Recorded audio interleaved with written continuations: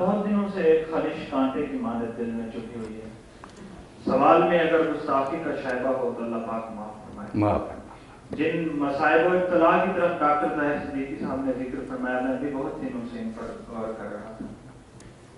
ایک طرف تو طاغوتی طاقتیں عالم اسلام پر حملہ آور ہیں، اور دوسری طرف کچھ دیگر مسائل مثلاً غربت، افلاس، زلزلے اور اس طرح کی بہت ساری طاقتیں جو بہت دنوں میں ہوئی. پچھلے دنوں میں ایک عورت نے بھوک سے خودکشی بھی کر دی اپنی 2 بچیوں. ان ساری باتوں کے پیش منظر میں، اور میں یہ پوچھتا ہوں کہ یہ سب کے باوجود یزداں کیوں خاموش ہے؟ یزداں پر سکوت کیوں طاری ہے؟ اس کی مدد کیوں نہیں آتی؟ الم تری کیف فعل ربک باصحاب الفیل کی صورت حال کیوں نہیں پیدا ہوتی؟ ہاں، بچے نے بہت اچھا سوال اٹھایا. میں نے اس مرتبہ جمعہ کا خطبہ جو تھا اس بچی بشرا اور اس کے بیٹوں کی موت پر ہی تھا، کیونکہ پوری دنیا جو ہے اس بارے میں قصوروار اور مجرم ہے.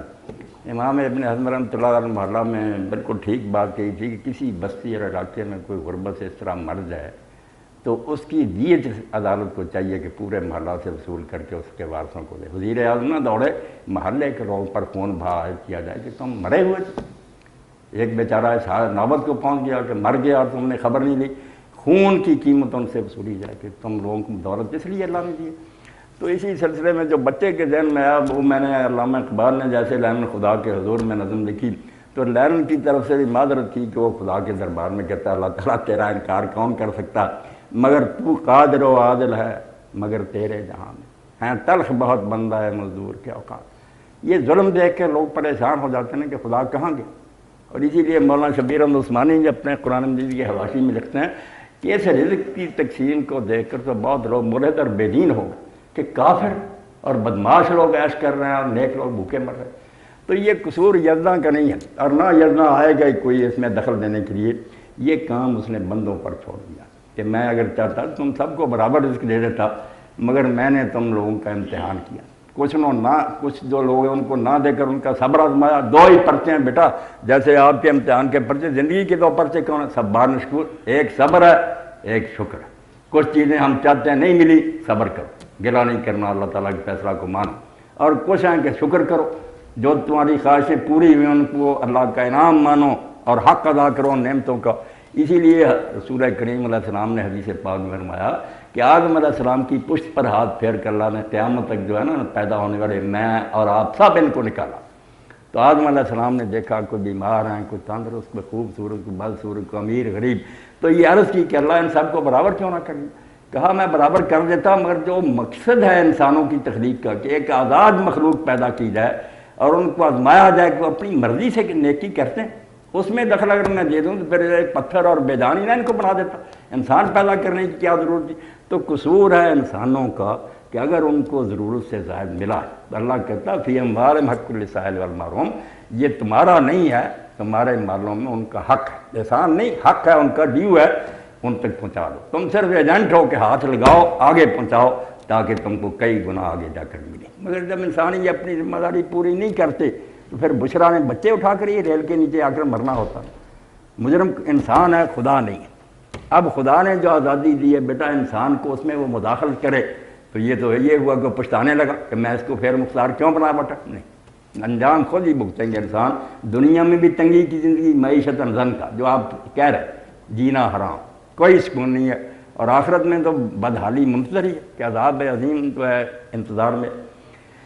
تو معاشرے کو یہ سوچنا چاہیے حکومت کی ذمہ داری. سلیمان علیہ السلام کا رومی کہتے ہیں کہ جب انہوں نے حکومت سنبھالی تو کہا میں نے لوگوں حکومت اس لیے سنبھالی ہے کہ بندوں کی دعائیں خدا کی طرف نہ جائیں. یہ اسلامی حکومت کا ماٹو سمجھ لیں کہ کسی کو دعا نہ کرنی پڑے، لوگوں کی حاجتیں پوری گھر میں جا کر ہاتھ میں وقت پوری کرے. لوگ کیوں چیخیں خدا سے؟ اور اگر یہ حال ہو کہ حضرت عمر رضی اللہ تعالیٰ آخر میں سفر کرتے ہیں شام کا تو ساتھیوں سے لگے ایک جھونپڑی کی طرف چلا گیا. وہاں ایک عورت تھی، وہ تو کوئی نہیں جانتی تھی کہ امیر میں کوئی پروٹوکول نہیں تھا، کوئی دستے ساتھ نہیں تھے، ایک غلام ہی ساتھ تھا. اس عورت سے آپ نے پوچھا کہ سنا عمر کے بارے میں تیری کیا رہا؟ اس نے کہا قیامت کا دن آئے گا تو عمر کا گریبان ہوگا میرا ہاتھ. آپ کہاں پہ کہ کیوں اماں؟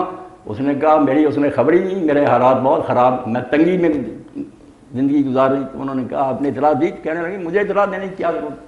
اگر وہ لوگوں کے حالات کی خبر نہیں لے سکتا، اس کو کس نے کہا تھا کہ وہ خلافت کا بوجھ اٹھا؟ واپس آئے روتے تھے، کہا اس عورت نے یار مجھے خلافت کا اور بادشاہت کا فرق سمجھا دیا کہ بادشاہت کرنی تو محلوں میں عیش کرو، خلافت کرنی ہے تو پھر ایک ایک کی فکر لو، اس کا جا کر پتہ کرو کہ سال میں۔ تو جب لوگ بیٹا اپنا کام نہیں کرتے، خدا کے کندھوں پر ڈال دیتے ہیں، خدا کیسے کرے؟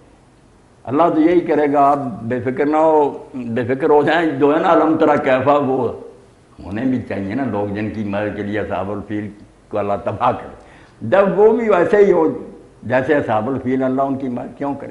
مشرکین جو چاہے تھے کعبہ کا احترام کرتے تھے، انہوں نے ابراہیم علیہ السلام کے بعد بیت اللہ کی کبھی توہین نہیں کی۔ یہ بد نصیبی ہمارے حصے میں آئی کہ پہلی صدی میں رسول اللہ کے بعد وہاں حضرت عبداللہ بن زبیر شہید ہوئے، پھانسی پر ان کی لاش لٹکائی گئی، حجاج نے بیت اللہ گرا دیا، بعد میں بھی قتل و کفار نے نہیں، اتنا عرصہ گزرا، وہ اور جرائم کرتے تھے، مگر جب کسی دشمن کو بھی دیکھ لینا کہ میرے باپ کا قاتل ہے، تلوار میان میں کر لیتے تھے کہ یہ ام صلاح ہے، یہ امن کی جگہ خدا کا گھر ہے۔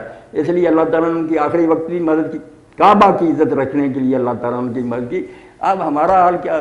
صدیقی صاحب بھی کہہ رہے ہیں، آپ بھی دیکھتے ہیں کہ مسلمان جو تم مسلمان ہو جنہیں دیکھ کے شرمائیں یہود، کون سے کرتوت ہمارے؟ یہود سے بھی بدتر ہیں، اور ہم چاہتے ہیں کہ اللہ تعالیٰ بھیج دے ابابیلیں، کیوں بھیج دے؟